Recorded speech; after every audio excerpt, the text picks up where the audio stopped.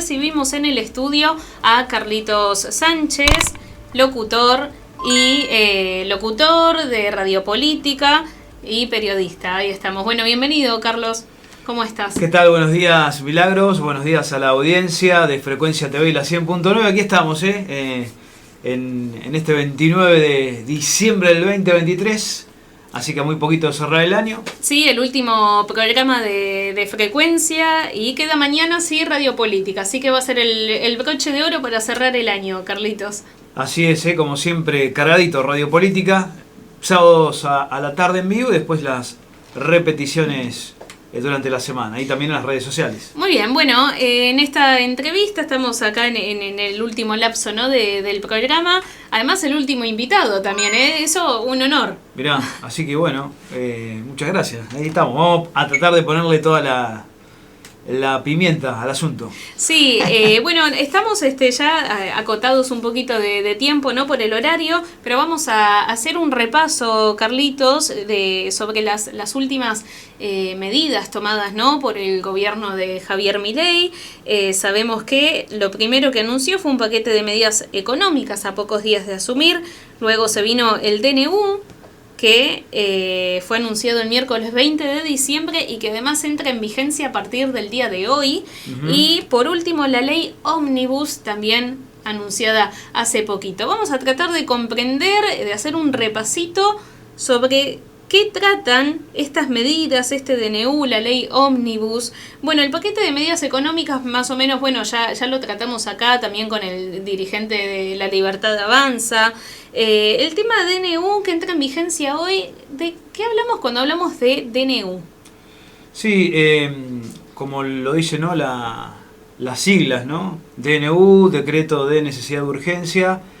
En este caso es cuando el titular del Poder Ejecutivo Nacional, el presidente de la República, utiliza una herramienta de este tipo para encarar una coyuntura o una problemática o varias problemáticas del momento.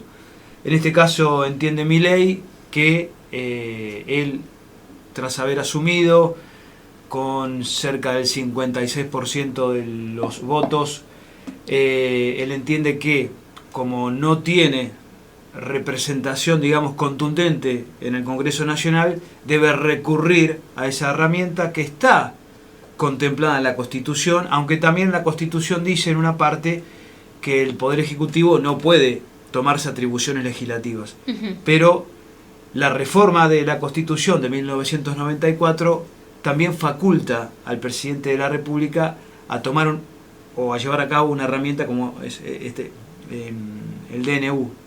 Sí, de necesidad de urgencia, que por ahí lo que es criticable o discutible es si es de necesidad de urgencia este momento, qué es de necesidad de urgencia. De hecho, este DNU ya tiene 25 amparos, o sea, presentaciones judiciales, pero ningún juez se animó a frenar el DNU. Es decir que, como estamos a horas de que entre en vigencia, va a ser a las 0 horas de este sábado. Uh-huh. Y lo que ocurre también que el decreto de necesidad de urgencia, por ahí, en este caso concreto el de Milei, el presentado la semana pasada, tiene varios aspectos, muchos de regulación económica, ¿no? El tema laboral también, una especie de flexibilización de lo laboral, bueno, y varias cuestiones más, que muchos entienden, muchos sectores, como la Unión Cívica Radical y también el sector del peronismo, que esto debiera pasar por el Congreso de la Nación para tener un mayor y una profundidad en su debate, ¿no? Claro, y ahí es donde como ciudadanos entramos, ¿no? En un poco de confusión, diciendo, bueno, pero puede hacerlo, no puede hacerlo. Se discute mucho si es anticonstitucional, si es constitucional, si debe pasar por el Congreso. ¿Cómo está entonces al día de hoy el DNU a poquito de entrar? ¿Se puede discutir en el Congreso de todas formas? No lo presentó, lo que presentó en el Congreso es el otro tema importante, que es lo que se conoce como la ley ómnibus. Sí, y que estamos en estos últimos días, ¿no? En el día de ayer, en el día de hoy, a full con eso por todos lados. Claro, que por eso el Congreso va a sesionar en forma extraordinaria todo enero. Así que, bueno, son los dos temas importantes. Por un lado, el DNU, que presentó y que se publicó la semana pasada en el boletín oficial, el DNU la semana pasada. Y esta semana lo que se conoce como la ley ómnibus es una ley con, mira, artículos 185 páginas tiene. La ley ómnibus, lo que se conoce como ley ómnibus, que es una ley de emergencia pública y que también le atribuye al presidente de la nación una suerte de lo que se llama como superpoderes. Y tiene más de 640 artículos. Esta ley de emergencia pública que, por ejemplo, apunta a temas como privatizaciones, por ejemplo de YPF, Banco Nación, AISA, Aerolíneas Argentinas, el Banco Nación. Exactamente, como recién lo mencionábamos, Milagros.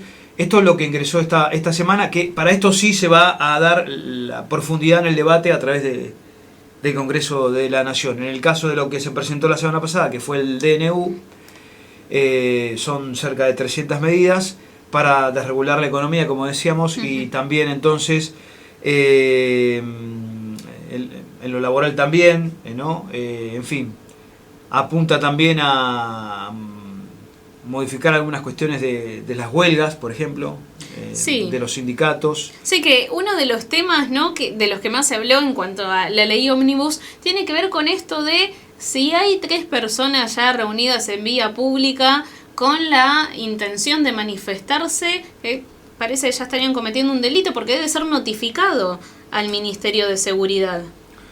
Sí, por eso hay cuestiones que merecen mayor debate, porque si uno amplía el abanico y le da participación a todos los espacios políticos, cuestiones como esta que vos marcás, bueno, por ahí se pueden enriquecer y en todo caso tener el consenso de todos los sectores para que una medida tenga la fuerza y tenga la vigencia a través del tiempo. Porque si uno por ahí, un gobierno aplica a través de un decreto, por más que la medida pueda ser bienvenida por gran parte de la sociedad, pero si esa medida no tiene quizás el consenso producto del debate, de la profundidad de un debate, por ejemplo a través del Congreso, por allí esa medida un nuevo gobierno la puede derogar rápidamente, si no tiene el consenso y la legitimización, digamos, o la legitimidad, mejor dicho, a través de un proceso, ¿no?, de debate y, en fin, de participación de todos los sectores políticos y sociales. Bien, y también se estuvo hablando, ¿no?, de que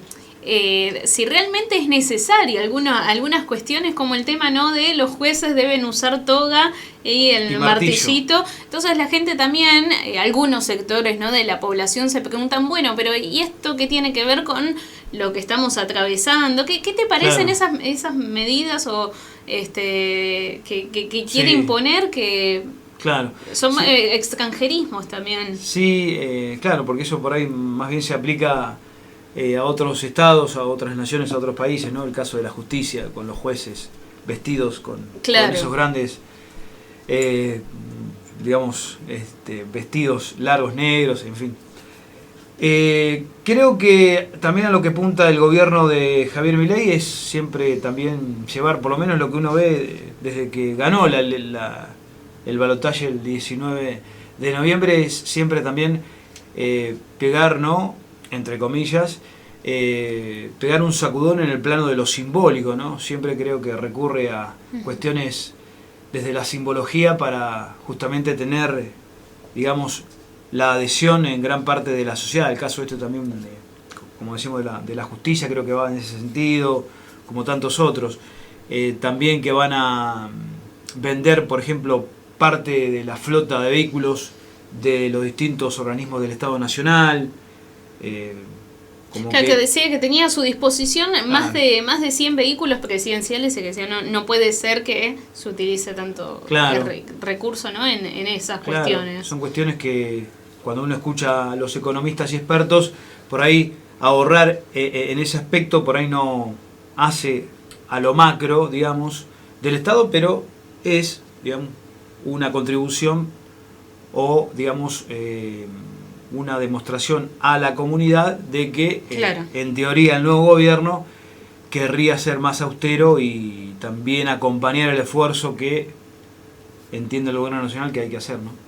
Claro, porque si todos estamos, ¿no?, sufriendo por algunas medidas, si estamos poniendo de nuestra parte de alguna forma para esta reconstrucción de la Argentina, como dice Javier Milei, que lo hagan ellos mismos, demostrando el ejemplo, claro, sería lo ideal. En síntesis, yo creo que lo del decreto, creo que hay parte de la sociedad que ve con buenos ojos algunos aspectos del decreto, otros sectores no, lo mismo que la ley ómnibus, hay parte de la sociedad que está de acuerdo, hay parte que no. Lo mejor sería, creo yo, que lo que contiene el decreto pase por un proceso de debate y de consenso, pero volvemos al principio de la charla, Milagros. Como el presidente de la República no tiene en las cámaras, ni en la baja ni en la alta, pareciera una estrategia, fuerte representación, él recurre a esa herramienta, que es una herramienta que también se la atribuye la Constitución, por más que haya planteos de que no es constitucional. Por ejemplo, el expresidente Alberto Fernández, durante la pandemia, todo lo que fue el aislamiento social preventivo y obligatorio en sus diferentes etapas fueron decretos de necesidad y urgencia, ¿no? Claro. Obviamente que ahí creo que no había ninguna discusión, que sí ameritaba, ¿no?, la necesidad y la urgencia aplicar una herramienta de decreto como la aplicó el expresidente Fernández, ¿no? Pero después los presidentes que hemos tenido siempre han aplicado decretos de necesidad de urgencia. ¿Y por qué Javier Milei es tan llamativo, no? Me parece que por estas medidas muy contrarias a nuestras costumbres o bueno, con, digamos, muy diferente a lo que venían haciendo los gobiernos anteriores, ¿no? Por eso parece que impacta bastante en la sociedad. Sí. Porque es algo a lo que no estábamos acostumbrados. Sí. Sí, lo que apunta desde su visión es reformar, ¿no? Prácticamente todo el Estado. Obviamente con su ideología, ¿no?, que es la del liberalismo. Por eso entiende el gobierno nacional que en todos los sectores, digamos, que atraviesa el Estado, justamente que el Estado por ahí no esté tan metido y que sí aparezca con mayor presencia las libertades, ¿no?, las libertades individuales. Por ejemplo, esto de el divorcio, ¿no? Claro. Que el divorcio se pueda dar de común acuerdo entre una pareja, la forma más rápida, así como cuando se contrajo el matrimonio, que fue en un acto civil, sin presencia de abogados. Bueno, de la misma manera, si la pareja está de acuerdo en el divorcio, de la misma manera en la cual se contrajo, bueno, que se, digamos, retrotraiga ese enlace, ¿no? Sí, ayer estaba comentándole a los oyentes, habíamos visto en profundidad cada una de estas aristas, ¿no?, de la ley ómnibus y comentaba, ¿no?, bueno, con el tema del divorcio me parece que ambas partes quieren que sea lo más rápido posible, no es lindo el proceso, me parece, así que bueno, que sea lo antes posible, sencillo y ya estamos. Después, bueno, hay, por supuesto, áreas muy sensibles del Estado que ahí, bueno, seguramente los distintos sectores y actores, ¿no?, de la vida política y social seguramente van a tener una intervención para que en cada una de las áreas en las cuales, digamos, se mete el decreto, bueno, por ahí haya quizás algún marcha atrás o no. Hay que ver, por ahí puede ser esto también una medida del gobierno nacional para tratar de imponer una agenda y bueno, que en todo caso se debata, ¿no?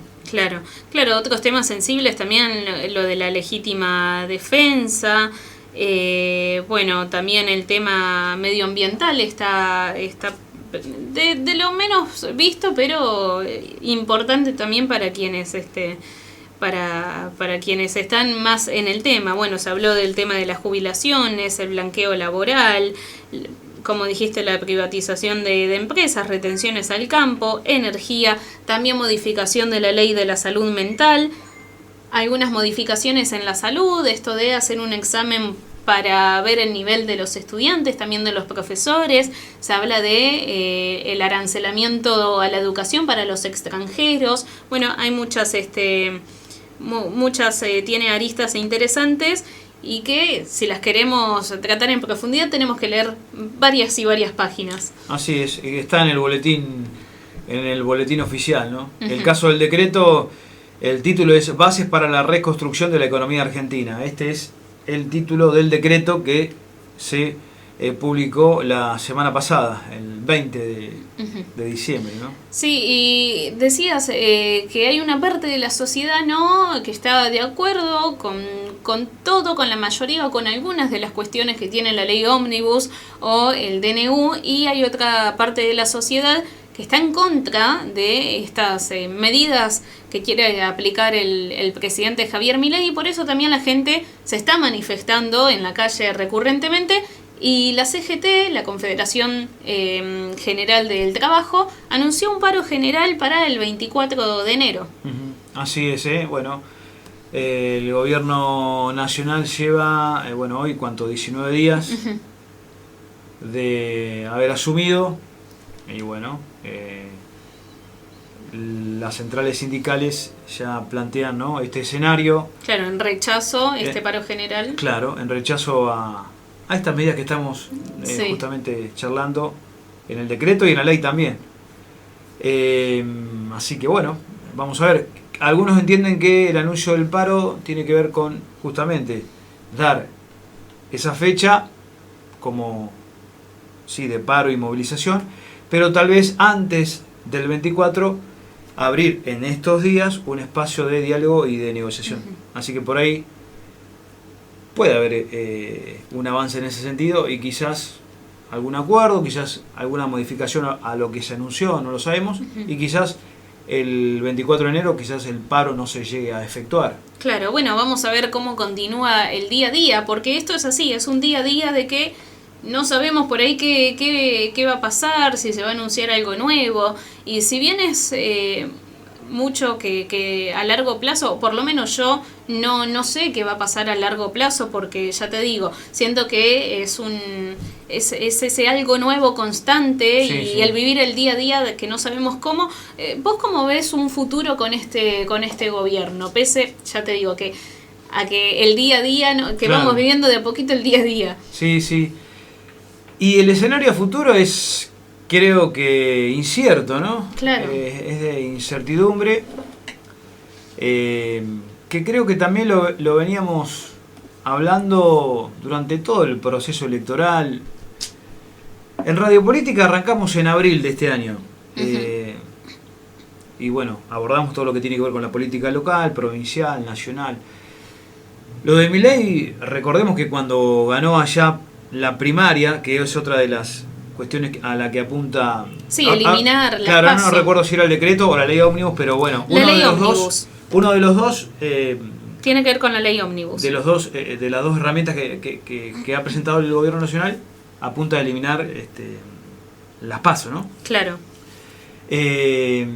Entonces, bueno, en la PASO, volviendo a agosto de este año, cuando Milei fue el más votado, recordemos, que había sacado el 30% de los votos, ahí era como que había sorprendido, ¿no? Claro. Después fuimos a octubre, que fue la general, y ahí el que había ganado había sido Massa. Milei había conservado su 30%. Bueno, después llegamos al escenario del balotaje, y bueno, el triunfo, ¿no?, que se vio a nivel nacional con casi el 56%. Lo mismo en Magdalena. En Magdalena se replicó casi el mismo escenario. Los mismos porcentajes. En porcentaje. Y siempre la incertidumbre a esto iba, ¿no? Siempre estuvo como que con Milei, siempre, creo que a mí, a gran parte, ¿no?, le pasó eso, ¿no? O nos pasa. Y de acá a futuro lo mismo.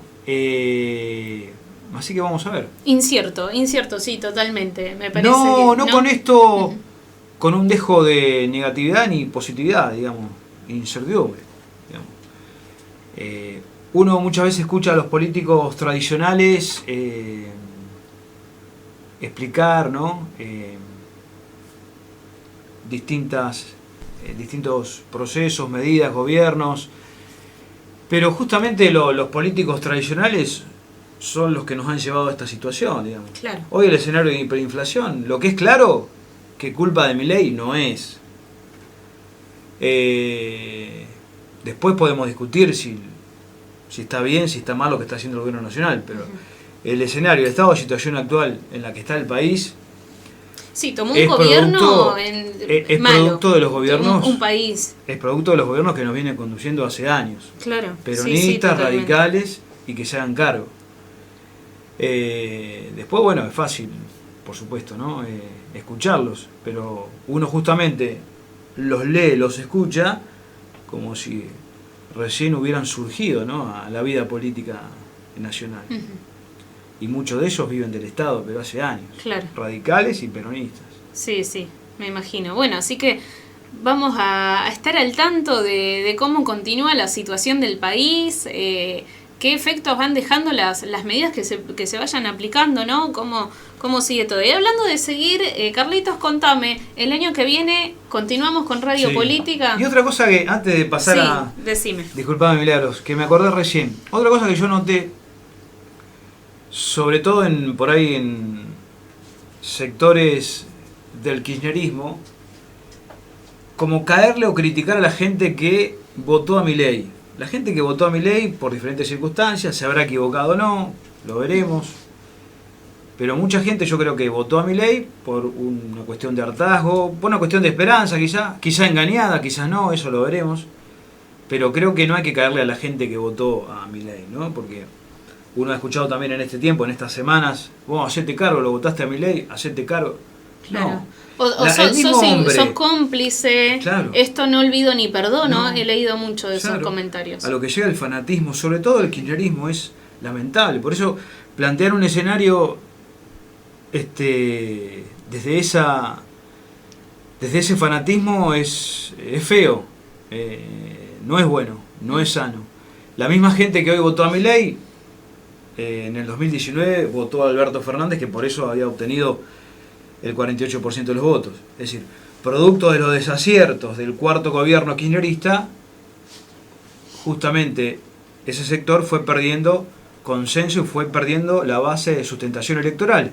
Y esos votos fueron a otros espacios. Y vio en esta última elección en Milei un dirigente de esperanza, que habrá que ver para qué lado sale la cuestión. Pero no hay que caerle a la gente, porque la gente es la misma que ayer te votó, ese hombre, esa mujer que ayer te votó, como hemos escuchado a un sacerdote hace algunas semanas, ¿no? El que votó a Milei, que no venga a pedir la bolsa de comida. Eso es una vergüenza. Sobre todo de un hombre que viene, ¿no?, del ámbito de la fe y de la religión. Todo eso lo genera el fanatismo. Por eso, plantear también que la Argentina pueda salir adelante con un sector que está encerrado en su fanatismo, no sé cuán viable es. Sí, estamos viendo un país más dividido que nunca con este nuevo escenario político, ¿no? Ya desde las elecciones, y ni hablar desde que se supo que Javier Milei era el nuevo presidente. Yo veo hay una grieta bastante importante, ¿no?, entre gente que apoya y gente que detesta a Milei, y esto que vos decís del fanatismo también he visto en algunos liberales, también un fanatismo completamente ciego, ¿no? De todas partes. Totalmente, está muy mal, pero bueno, quienes vienen, ¿no?, de la oposición tienen una historia mucho más grande, digamos, militando. Es muy posible que lamentablemente generen escenarios de violencia y de conflictos. Hay sectores que necesitan del conflicto, que necesitan del quilombo, para decirlo en el lenguaje callejero, para autoabastecerse, digamos, y darle contenido a su existencia. Así que hay sectores que, esperemos que no, pero en estas semanas van a endurecer la cuestión, van a ir a un escenario de conflicto, en fin, de violencia. Bueno, esperemos que no se llegue a ese sentido, pero yo creo que hay sectores que sí. Creo que hay sectores que se reúnen para evaluar eso, para evaluar estrategias y llevar adelante en la calle un escenario de conflicto y de violencia, lamentablemente. Sí, bueno, esperemos, ¿no?, que que todo sea para mejor y dentro, ¿no?, de quizás tener expectativas malas, que haya un poquito de esperanza y que tratemos, ¿no?, de no llegar a estos casos conflictivos. Bueno, estamos cerrando el año, también aprovechamos, ¿no?, como para decir, bueno, ojalá que el año que viene sea mucho mejor, que sea mejor para todos los argentinos, y siempre digo, sea del color político que sea para bien, porque nos va bien a nosotros como argentinos, esté quien esté. Así es. Muy bien, bien, y volviendo, esto ya quedaba bien como cierre, ¿no? Pero claro. Contame, se sigue con Radiopolítica. Sí, ahí estamos con Luciana, nuestra compañera y uno de los motores esenciales, que creo que ahí puede hablar, ¿o no? Sí, está ahí. Ahí está. Ahí se me escucha. Bien. Sí, estoy de este lado. Bueno, como saben, acá en el programa también hay que hacer cámara, hay que hacer cosas acá de consola, así que ando por atrás de cámara. Pero estoy. Muy bien. Continuamos. Y contame también, Carlitos, así a forma muy rapidita, porque ya estamos en tiempo. Hoy también, en el ámbito local, la última sesión del Honorable Consejo Deliberante. Así es, primero la sesión de la asamblea de concejales y mayores contribuyentes. La semana pasada el Consejo aprobó con los votos del oficialismo, los 7 votos del oficialismo contra los 5 votos de la oposición, se aprobó la ordenanza, digamos, fiscal impositiva, la preparatoria, que es la preparatoria previa a la que se va a tratar hoy en la asamblea de concejales y mayores contribuyentes, en la cual se contempla un aumento de las tasas municipales del 70% en forma escalonada, es decir, las tasas que cobra el municipio van a aumentar. Luego de la asamblea, que seguramente se va a aprobar el aumento con los votos de los vecinos, convocados por el oficialismo, se va a aprobar el aumento de tasas y luego se va a llevar a cabo la sesión extraordinaria para tratar el presupuesto, que bueno, es el primer proyecto más importante. Recién arranca el nuevo gobierno del intendente Aburcade, pero va a ser el tema más importante, obviamente, porque recién arranca y porque además el presupuesto expresa en números la propuesta de un gobierno para todo un año, ¿no? Claro. Así que en números vamos a contemplar en el presupuesto cuál es la idea de la gestión Aburcade para llevar a cabo en 2024 en el distrito de Magdalena. Muy bien, bueno, vamos a estar entonces al tanto luego de lo que pase en esa sesión, en la jornada de hoy. Bueno, ahora sí, cerramos. Gracias, Carlitos, por tu visita. Y bueno, que tengas un buen cierre de año y que recibas muy bien el 2024. Bien, así es. Cierro con este dato importante, que el presupuesto municipal es cerca de 8.500 millones de pesos. 8.500 millones de pesos. Para cerrar el dato, digamos, concreto, sí, el presupuesto del ejercicio 2024 del intendente Aburcade. Milagros, muchísimas gracias a vos, a Luciana, a toda la gente de Frecuencia TV y la 100.9. Bueno, y un feliz 2024 para todos. Bueno, igualmente los deseos. Gracias.